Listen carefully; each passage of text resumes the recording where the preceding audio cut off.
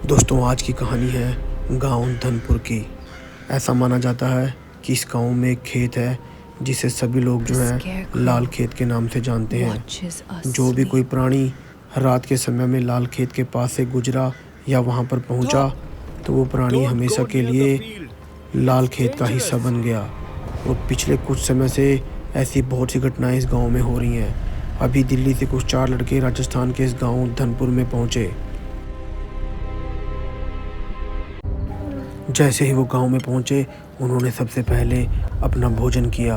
रात के समय में उन्होंने ढाबे पर बैठकर अपना रात का डिनर कर लिया। तभी वहां पर गांव का मुखिया पहुंचा और उसने आते ही चेतावनी दी कि आप यहां रहना चाहते हो रहो, लेकिन हमारे गांव में खेत है लाल खेत, वहां पर कोई नहीं जाएगा।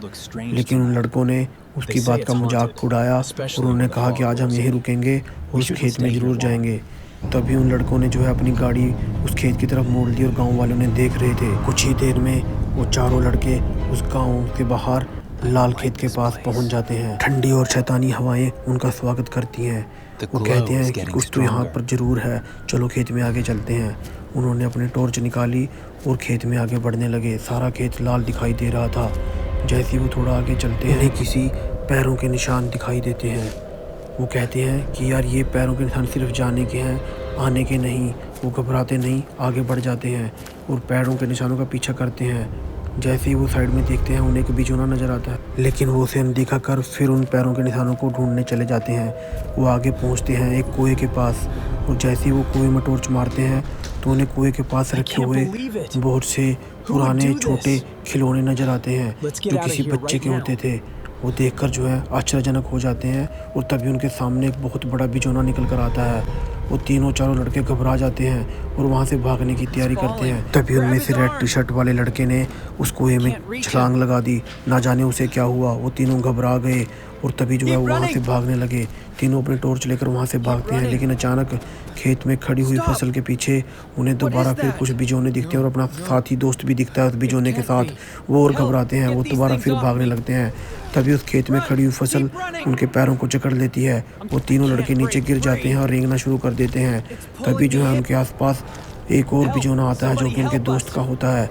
वो देखकर और घबरा जाते हैं, बहुत ही बुरी तरीके से डरकर एक दूसरे की तरफ देखने लगते हैं और देखते ही देखते उनके पास बहुत सारे बिजोने खड़े हो जाते हैं और कुएं में आग लग जाती है। उनके आसपास हजारों की संख्या में बिजोने आ जाते हैं। किसी तरीके से उनका एक दोस्त जिसने ग्रीन हुडी डाली थी वो वहाँ से बचकर निकलने में कामयाब हो जाता है और सारे हजारों बिजोने उसके पीछा करने शुरू कर देते हैं।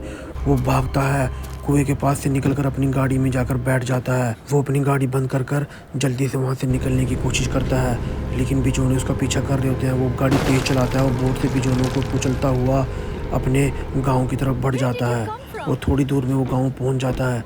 जैसे ही वो गांव में पहुंचता है गांव वाले आके देखते हैं कि ये तो वही लड़का है। मुखिया से बात करता है, वो मुखिया को बताना शुरू करता है कि किस प्रकार से जो उसके दोस्त वहाँ पर फंस गए हैं। लेकिन तभी मुखिया बोलता है कि मैंने तुम्हें पहले ही कहा था कि उस खेत में मत जाना, वहाँ पर बुरी आत्माओं का वास है, वहाँ पर हजारों लोग मर चुके हैं। ये बात सुनकर लड़का खामोश हो जाता है और अगले दिन सुबह गांव के कुछ लोग उसी खेत में पहुंचते हैं और जैसे ही वो खेत में पहुंचते हैं उन्हें उन 3 लड़कों को बिजोनों का रूप दिखाई देता है। वो लड़का देखकर उदास हो जाता है और फिर अकेला ही अपनी गाड़ी लेकर अपने शहर में चला जाता है। उसे अपने दोस्तों की बहुत याद आ जाती है।